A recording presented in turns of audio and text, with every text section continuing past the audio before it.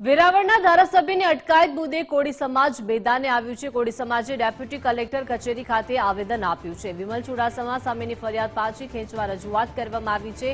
જવાબદારી અધિકારીઓ સામે કાર્યવાહીની પણ માંગ કરાઈ છે। ડિમોલેશનનો વિરોધ કરતા ધારાસભ્યની અટકાયત થઈ હતી।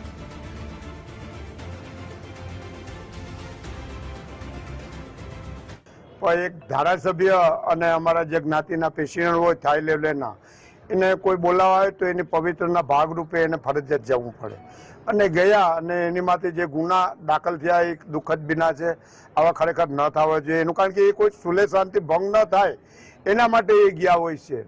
તો ત્યારે કોઈ આજે સોશિયલ મીડિયાનો યુગ છે, જેને પણ જે આમાં કાકડીચારોને હરી કર્યું હોય એને તો અમે એમ કહીએ કે સખત ને સખત સજા કરો, પણ જે નિર્દોષો છે એને તમે બચાવવા માટેનો ગવર્મેન્ટને કાર્ય કરવું જોઈએ। આ લોકશાહીની અંદર ચૂંટાયેલો જે ધારાસભ્ય છે સોમનાથ મત વિસ્તારના, આ વિસ્તારમાં કોઈ પણ બનાવ બને તો એક ધારાસભ્ય તરીકે નૈતિક જવાબદારી બને છે કે જવું પડે। જેમ પોલીસની જવાબદારી છે કાયદો વ્યવસ્થાને જાળવવાની, એમ પ્રતિનિધિની પણ જવાબદારી છે।